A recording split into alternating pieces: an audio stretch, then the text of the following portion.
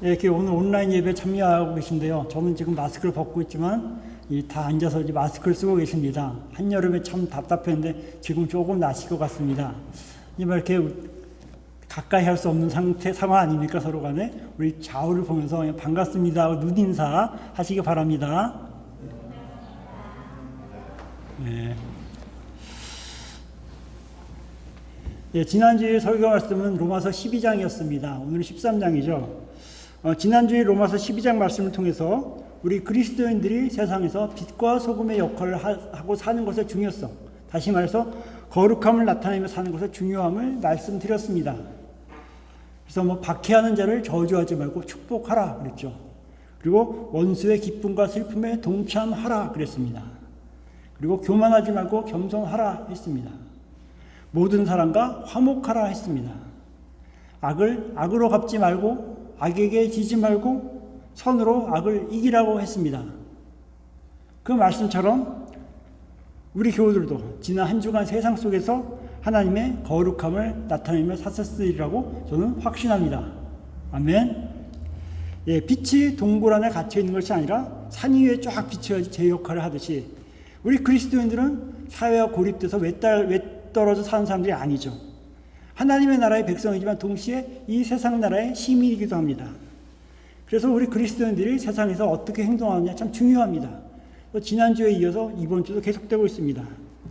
로마서 12장에 이어진 로마서 13장은 1절부터 7절까지는 국가 지도자를 대하는 자세를 말하고 있습니다. 그리고 8절부터 14절 오늘 본문에서는 세상 속에 그리스도인들의 삶의 자세가 되는 근본적인 아주 중요한 원리를 얘기하고 있습니다. 먼저 오늘 본문 앞에 있는 로마서 13장 1절부터 7절까지 말씀에서는 이런 말이 있죠. 각 사람은 위에 있는 권세에 복종하라. 이 말은 지도자들, 심지어 독재자들까지 정당화하는 그런 말은 아닙니다. 무조건 다 따라가라 그런 말은 아니죠. 바로 하나님이 역사의 주관자이심을 인정한 성도라면, 신앙과 충돌하지 않는다면 지도자들과 국가의 법을 존중하라라는 것입니다. 그리스도인은 사회에서 국민으로서의 책임과 의무를 다해야 합니다. 또한 성과 양심을 추구하며 살아야 합니다. 또한 통치자들은 모든 권력이 하나님으로부터 오는 것임을 명심하고 두려운 마음으로 정직하고 성실하고 공평하게 자신의 권력을 행사해야 될 것입니다. 이렇게 서로가 존중하는 관계, 실제 우리 생활에서 쉽게 볼 수 있습니다. 올해 초에 신종 코로나 바이러스 코비드-19 확산되면서 캐나다도 연방정부, 주정부 차원에서 국민을 보호하기 위해서 여러 가지 대책을 내놓았죠. 그래서 공연장, 운동경기장에서 사람이 많이 모이는 곳에서 모이지 못하겠습니다. 또 실내나 야외에서 모일 수 있는 인원의 수를 아주 제한했습니다. 이러한 정책은 우리 교회에도 영향을 주었죠. 그래서 교회 대부분들이 현장에서 이렇게 모여서 함께 모이는 예배를 중단하고 소수 인원만 참여하는 온라인 영상 예배를 드리게 됐습니다. 교회들이 정부의 정책에 적극적으로 또 자발적으로 잘 따라갔습니다. 이러한 과정에서 이런 교회는 하나도 없었던 것 같아요. 정부가 교회 예배를 탄압한다 이런 말 나오지 않고 교회가 잘 따라갔습니다. 교회는 정부를 존중했고 정부도 교회를 존중해서 그런 서로 간의 정책을 핀 것이죠. 그리고 이후 코로나 확진자 수가 줄어들면서 정부는 비상대책 단계를 완화했죠. 그래서 현재 실내와 야외에서 모일 수 있는 인원이 각각 50명, 100명으로 이렇게 제한이 되어 있습니다. 또 교회 주일 예배를 예배당 수용 인원의 30%까지는 가능하다 이렇게 또 허락을 해줬습니다. 그래서 교회들도 내부적으로 방역 수칙을 잘 지키고 해나가면서 현장 예배를 조금씩 열어나가고 있습니다. 우리 교회도 코로나 방역 초기에는 한 5분 정도 참여해서 온라인 예배만 딱 놓고 하고 그냥 그리고 예배를 마쳤습니다. 이후 규제가 좀 완화되면서 오실 수 있는 분들, 가능한 분들 이렇게 오시다 보니까 이렇게 지금 또 모이는 예배가 됐습니다. 그래서 아까 광고 시간에도 말씀드렸지만 9월부터는 우리가 완전히 오픈하려고 그랬는데 아직은 좀 때가 아닌 것 같아서 온라인 예배를 계속 병행하는 것으로 지금 진행을 하고 있습니다. 이렇게 우리가 하는 것은 뭡니까? 우리 나온교회 결정은 뭐죠? 정부의 정책과 충돌하거나 대립하는 것이 아니죠. 정부의 정책을 존중하고 또한 여러 가지 것들을 잘 존중해서 따라서 충돌 없이 나가고 있는 것입니다. 그것은 뭡니까? 바로 그것도 세상에서 그리스도인의 거룩함을 나타내는 방법이기 때문입니다. 그래서 오늘 본문은 바로 이렇게 세상 속에서 거룩하게 세상 권력을 존중하며 사는 그리스도인들에게 근본이 되는 가장 중요한 마음 자세 두 가지를 말하고 있습니다. 첫째는 사랑으로 하라. 사랑으로 하라는 겁니다. 두 번째는 깨어 있으라. 깨어 있으라는 겁니다. 첫 번째 사랑으로 하라는 겁니다. 8절 보니까 피차 사랑의 빛 외에는 아무에게든지 아무 빛도 지지 말라. 남을 사랑하는 자는 율법을 다 이루었느니라. 여기서 사랑의 빛이라는 말에서 사랑은 우리를 향한 하나님의 사랑을 의미하죠. 독생자 예수님을 아끼지 않고 십자가에 내어주신 하나님의 그 사랑을 말합니다. 우리는 우리의 죄와 허물로 인해서 멸망할 수밖에 없는 존재였습니다. 그런데 하나님께서 예수님을 보내사 우리를 살리셨죠. 이 사랑은 그냥 거저 아무 조건 없이 주는 그 사랑입니다. 그래서 은혜라고 하죠. 우리를 구원하신 그 사랑의 은혜는 너무나 값진 것이어서 우리들이 도저히 갚을 수 없는 것입니다. 찬송가 중에 그 크신 하나님의 사랑이라는 찬송가 다 아시죠? 여기서 보면 이렇게 가사가 있습니다. 하늘을 두루마리 삼고 바다를 먹물 삼아도 한없는 하나님의 사랑 다 기록할 수 없다. 하나님 사랑이 얼마나 큰지 바로 그걸 말하고 표현하는 거 아니겠습니까? 이렇게 우리가 하나님에게서 받은 사랑이 너무나 커서 도저히 갚을 수가 없는 것입니다. 그래서 사랑의 빚이라는 표현을 사용한 것이죠. 사실 일반적으로 빚 지는 것 좋은 일 아니죠. 재정적으로 빚을 많이 지면 삶이 파산하기 쉽습니다. 또한 거기서 쉽게 헤어나기도 참 어렵습니다. 또 뭔가 검은 세력의 도움을 받으면 나중에 꼭 부정한 대가를 요구하게 되죠. 그것도 빚입니다. 그러나 우리가 하나님으로부터 받는 그 사랑의 빚은 다릅니다. 왜 다릅니까? 그 사랑의 빚은 바로 생명을 구원한 빚이고 바로 서로를 살리는 빚이기 때문입니다. 그러면 오늘 본문에서 피차 사랑의 빚 외에는 아무 빚도 지지 말라 이 말은 오히려 우리가 서로 사랑의 빚을 많이 져라. 사랑의 빚은 많이 져도 된다. 바로 이 말을 우리에게 하고 있는 것입니다. 사실 우리가 세상 속에 살아가면서 어떻습니까? 우리가 남에게 베푼 사랑, 다른 사람에게 받은 사랑, 이것을 계산한다면 어떨까요? 아마 대부분 준 사랑보다는 받은 사랑이 훨씬 많을 겁니다. 당연하죠. 나는 혼자고 다른 사람들 많은데 다 똑같이 주고받으면 내가 훨씬 많이 받지 않습니까? 그것이 바로 우리가 사랑의 빚을 주고받는 것인데 이렇게 우리가 하나님의 사랑이 큰 사랑을 받듯이 우리가 살아가면서 남의 도움을 많이 받지 않습니까? 바로 그 말을 하고 있는 것입니다. 하나님으로부터 거저받은 사랑의 은혜. 그럼 우리가 어떻게 해야 되겠습니까? 바로 거저 많이 주고 또 많이 받은 그런 삶을 사시길 바라겠습니다. 사랑을 베풀고 사랑을 받는데 인색하게 살지 마시기 바랍니다. 우리 주위에서 뭐 이런 분들이 있어요. 난 신세 지는 거 싫어 하면서 혼자 좀 깔끔하게 살려고 하는 분도 있습니다. 하지만 하나님의 사랑의 은혜를 누구에게인가 받는 것, 이것은 신세 지는 것이 아니죠. 많이 받을수록 좋은 것이 바로 하나님의 사랑의 은혜입니다. 또 그 많이 받은 사랑의 은혜를 많이 베푸는 것, 그것이 마음에 있다면 더 좋겠죠. 바로 그것을 말하고 있는 것입니다. 그래서 피차 사랑의 빚을 지라는 것은 서로 사랑하라. 서로 정말 긍휼한 마음으로 여겨라. 바로 그 말씀을 하는 것이죠. 우리가 사랑하고 그냥 남녀간 사랑 생각하는데 하나님의 긍휼한 마음이 바로 그 사랑이라 그랬죠. 바로 그 긍휼한 마음으로 서로 사랑하라. 그 말씀을 하고 있는 거 아니겠습니까? 그 대상은 누구겠습니까? 교회 안에 있는 여기 앉아있는 우리 서로들만 해당되는 것이 아니겠죠.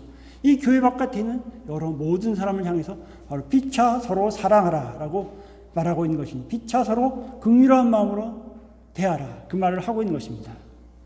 그래서 그 다음에 이렇게 말하죠. 남을 사랑하는 자는 율법을 다 이루었느니라. 이것은 남도 바로 그 모든 사람을 말하고 있습니다. 근데 사랑과 율법은 어떤 관계이기에 남을 사랑하는 자는 율법을 다 이루었다. 이런 말을 할까요? 우리 율법에 대해서는 많이 들어보셨을 겁니다. 율법은 구약시대에 하나님이 이스라엘 백성들에게 이렇게 살아라 라고 주신 법규죠. 그 대표적인 것이 십계명입니다. 십계명 다 외우시는 분도 있겠지만 여러 가지 내용이 있죠. 안식일을 거룩히 지키라, 부모를 공경하라, 살인하지 말라, 간음하지 말라. 이런 여러 가지 계명들이 있습니다. 근데 이 계명에 깔려있는 아주 중요한 것이 있습니다. 무엇입니까? 바로 우리 하나님의 백성들을 향한 하나님의 사랑의 마음, 하나님의 긍휼함, 그것이 바로 이 하나님의 율법의 십계명에 깔려있는 것이죠. 하나님의 사랑으로 제정된 것이 율법이고 그 사랑의 마음을 품고 실행되어야 하는 것이 그 율법이라는 겁니다. 그런데 이 율법에서 사랑이 빠졌다면 어떻게 될까요? 바로 율법주의자가 되는 거죠. 예수님께서 비판하신 바리새인 서기관들처럼 마치 회칠한 무덤 같은 사람들이다. 겉은 그렇듯하지만 속은 썩어있는 그런 사람들. 그런 사람들 율법주의자의 대표자들이죠. 사랑이 빠지면 그렇게 된다는 것입니다. 그래서 오늘 본문 말씀에 이렇게 되어 있죠.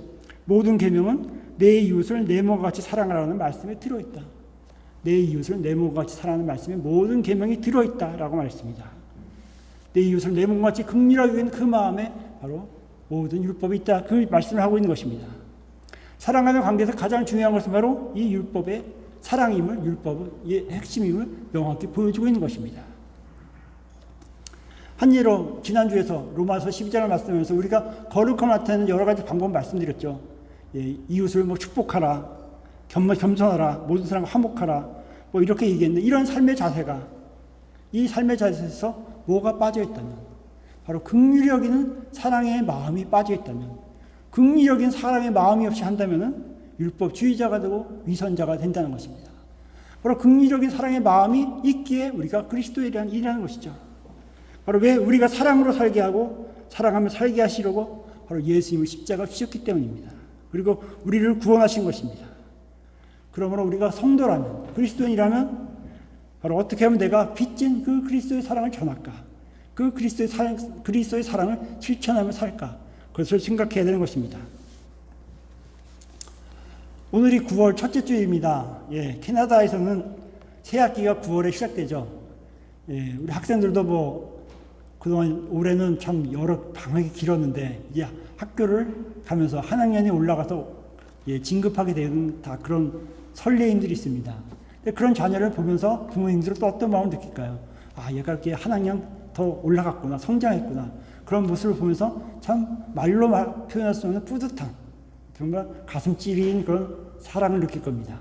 그 부모의 사랑은 보통 무조건적 사랑이라 그러죠. 근데 무조건적 사랑은 뭡니까? 사실은 자녀가 원하는 거 무조건 다 해주는 것이 무조건적 사랑이 아니죠. 자녀를 무조건적으로 사랑한다는 것은 자녀의 존재 자체를 감사하고 기뻐하고 축복하고 또 사랑하는 그 마음, 그것이 바로 자녀를 무조건 사랑하는 그 마음이죠. 부모가 자녀에 대한 그런 사랑의 마음이 있는 것 아니겠습니까? 바로 하나님께서 우리를 보시는 그 눈도 바로 그러한 무조건적 사랑의 눈빛이라는 것이죠. 바로 하나님의 형상으로 지으신 존재이기에, 또 예수님께서 생명 바쳐 구원한 영혼이기에 정말 무조건적 그 사랑의 눈빛으로 우리를 보신다는 것입니다. 근데 그 보시는 사랑의 눈빛이 나에게만 향한 것이 아니라, 우리에게만 향한 것이 아니라 이 교회 밖에 있는 모든 사람에게 하나님의 그 사랑의 눈빛이 향해 있다는 것이죠. 그렇기 때문에 우리도 바로 하나님의 사랑의 마음을 품고 있다면 나만 사랑할 것이 아니라, 우리만 사랑할 것이 아니라 더 넓혀서 정말로 그 사람들을 하나님의 사랑을 품을 수 있는 마음이 있어야 된다는 것입니다. 우리가 정말 이렇게 생각할 때 하나님의 사랑에 빚졌다, 은혜에 빚졌다, 이런 것을 깨닫게 되죠. 하나님의 사랑에 빚진 자에게 하나님께서 바로 우리가 그렇게 사랑할 수 있는 능력을 주십니다. 정말 원수까지 사랑해야 한다고 하는데 그것이 우리의 능력으로, 우리의 마음으로 되겠습니까? 되지 않죠. 바로 하나님이 그런 마음을 주셔야 가능하다는 것입니다. 이런 이야기가 있습니다. 심한 가뭄이 들어서 눈바닥이 다 말라갈 때였습니다. 정말 물이 중요하죠. 그래서 예수 믿는 한 성도가 밤새 물을 쫙 대서 논에 물을 가득 다 채워놨습니다. 그러고는 새벽녘이 돼서 밤에 잠깐 자러 들어갔다 눈을 붙였다 나왔습니다. 나와서 보니까 물이 다 빠졌어요. 눈에. 보니까 옆에 눈에 물이 다 흘러가 있는 겁니다. 화가 났어요. 하지만 좀 참았습니다. 내가 그래도 예수 믿는 사람인데 참고 그 다음날 역시 물을 자기 눈에 가득 채웠습니다. 근데 한잠 자고 다시 나와서 보니까 또 눈에 물이 말랐어요. 그리고 옆에 눈에 물이 가득 차 있는 겁니다. 화가 씩씩 났습니다. 그래서 화를 내기 전에 목사님 찾아가서 물어봤어요. 내가 지금 이러이러한 상황인데 어떻게 하면 좋겠습니까? 그러니까 목사님이 이런 말씀을 했다고 합니다. 그 사람도 농사를 지으니까 논에 물이 필요한 사람이 아니겠습니까? 2번이나 당했으니까 한 번 더 당한다는 셈치고 이번에는 사랑하는 마음으로 그 사람의 논에 물을 다 대주고 그 다음에 당신의 논에 물을 대십시오 라고 말했다고 합니다. 그래서 좀 더 품이 들지만 그날 밤에 열심히 또 그 사람 논에 물을 다 채워주고 자기 논에 물을 채웠습니다. 그리고 그 다음날 아침이 됐습니다. 그 다음날 아침이 됐는데 누가 문을 뚝뚝 두드려요. 나가보니까 그 논주인이었습니다. 그 사람이 고개를 숙이면서 손을 붙잡고 하는 말이 정말로 미안합니다. 예. 내가 그렇게 잘못했는데도 이렇게 내 눈에다 눈물까지 대주시다니요. 정말 예수 믿는 사람은 달라도 뭔가 다르군요. 라고 말했다고 합니다.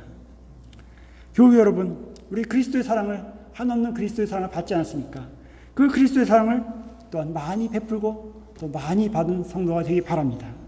그래서 사랑의 빚을 많이 지고 또한 많이 베풀면서 그 사랑으로 하나님의 백성으로 세상 속에서 빛으로 소금으로 거룩하게 살아가는 성도가 되길 바랍니다.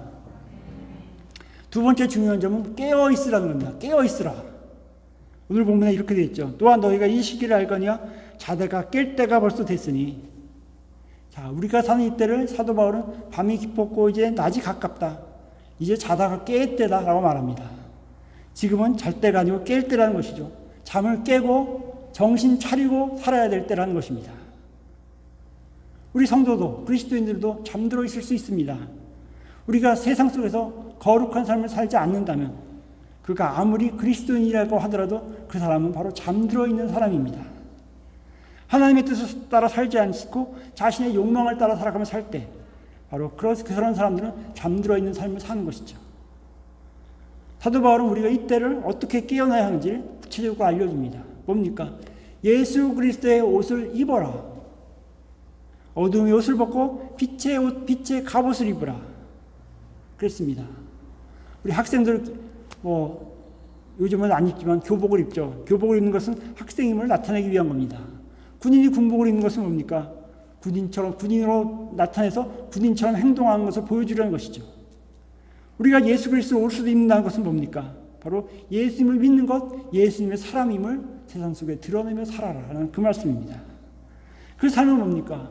세상 속에서 이전에 말씀드린 대로 그 거룩함을 나타내는 삶입니다. 근데 그렇게 살지 못하는 분들도 많죠. 그래서 오늘 바울은 오늘 보면 13절에서 어둠에 속한 사람들이 어떻게 살고 있는지 몇 가지 말합니다. 방탕, 술 취함, 음란, 호색, 다툼, 시기. 이것이 특징이라고 합니다. 만약 내 마음에 질투가 있고 내 삶에 싸움이 찼다면 내가 아무리 그리스도인이라고 해도 나는 어둠에 가까운 사람들인 것입니다. 그러면서 우리가 이 어둠에 벗어날 수 있는 방법을 말하고 있습니다. 바로 절제하고 단정한 삶을 살아라. 한마디로 거룩한 삶을 살아야 한다라고 말하고 있는 것입니다. 사도 바울은 에베소서에서 성도가 살아내야 될 거룩한 삶을 이렇게 말합니다.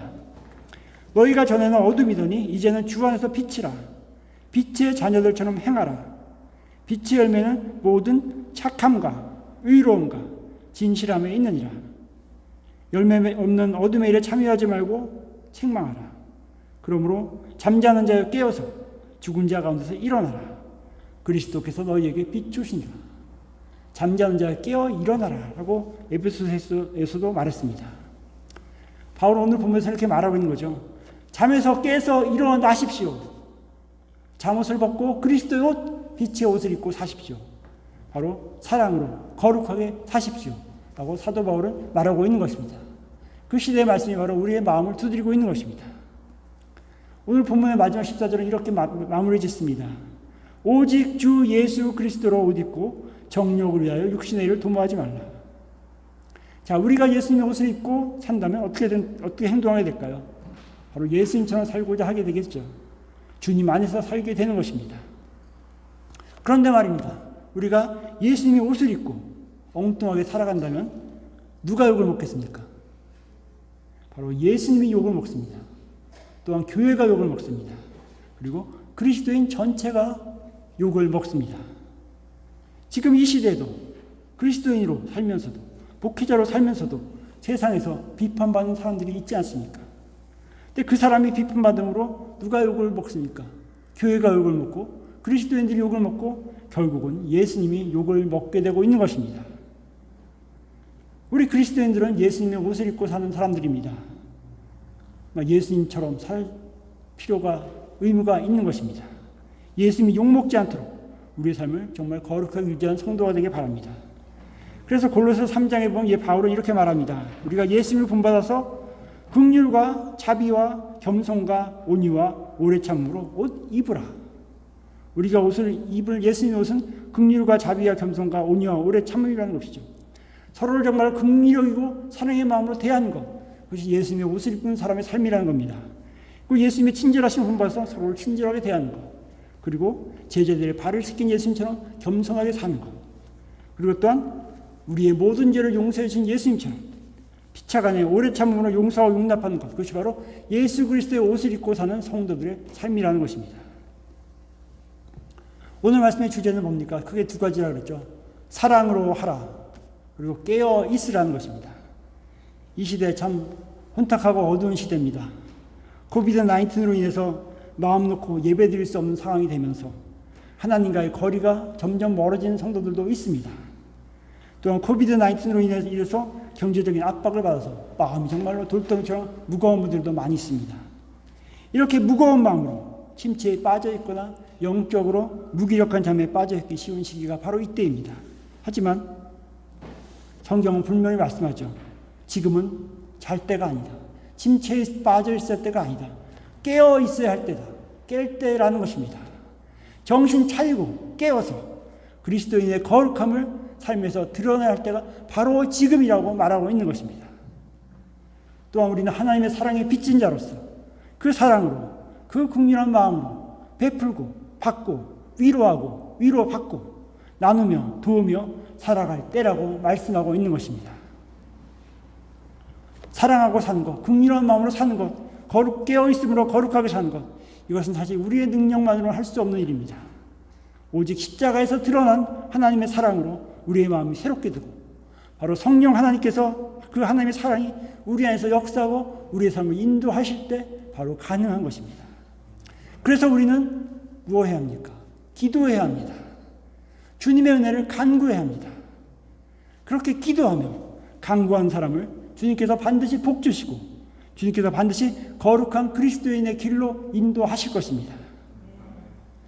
예수님을 통해 나타난 하나님의 조건 없는 사랑을 받은 그리스도인으로서 사랑의 빚진 자로서 하나님의 나라를 바라보면서 사랑으로 거룩함을 이루고 늘 깨어서 그리스도인으로 복음을 증거하며 세상에서 선한 열매를 맺는 우리 성도들이 모두 되시기를 주님의 이름으로 축원합니다. 기도드리겠습니다. 하나님 아버지, 독생자 예수님을 통해서 나타난 사랑으로 우리를 구원하시고 주님의 백성 삼아주신 그 크신 은혜에 감사드립니다. 우리들이 그 사랑에 감동하여 그 사랑에 빚진 자 되어 이 땅에서 그리스도인으로 깨어서 사랑하며 복음 전하며 복음의 선한 열매 맺는 성도들이 모두 되게 하여 주시옵소서. 예수님의 이름으로 기도드립니다. 아멘. 다 같이 찬송가 293장 1절과 2절 찬양하겠습니다.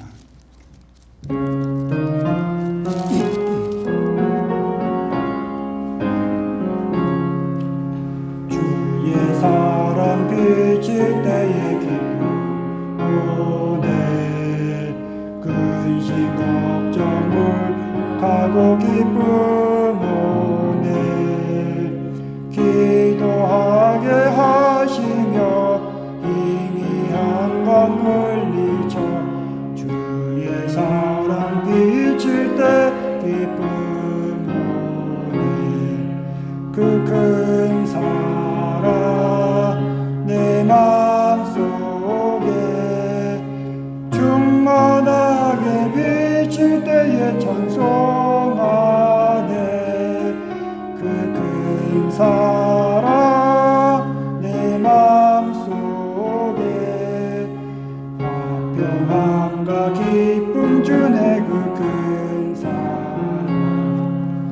주의 사랑 비칠 때에 이 세상은 아름답고 활기차게 다 변하네 화평 중에 내 영혼 영광스런 새 생명 다시 찾게 되었네 그 큰 사랑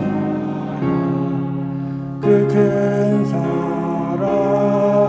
내 맘속에 충만하게 비칠 때에 찬송하네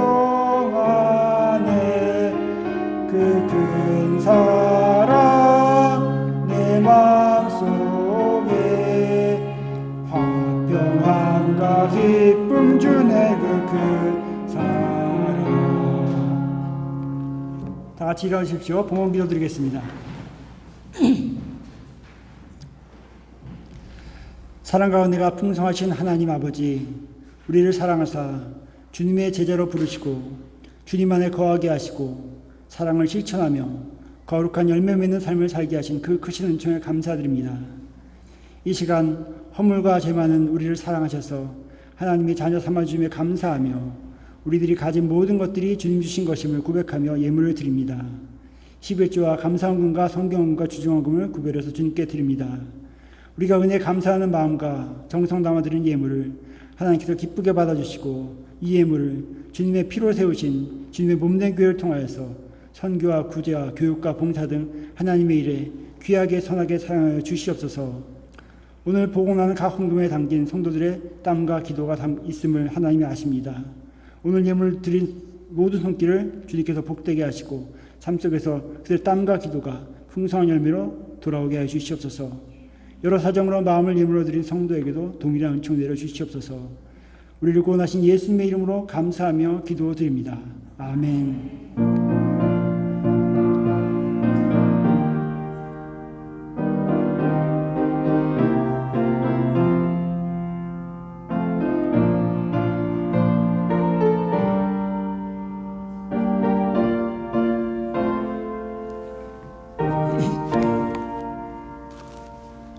다 찬양과 오직 믿음으로 1절 찬양하겠습니다.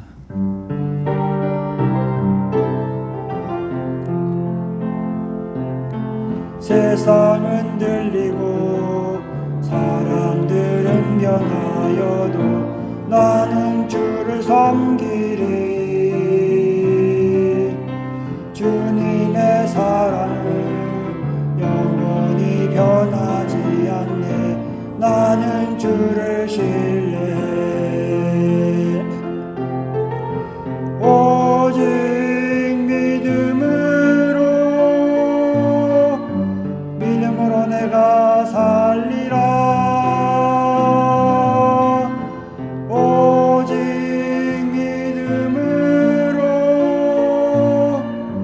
믿음으로 내가 살리라.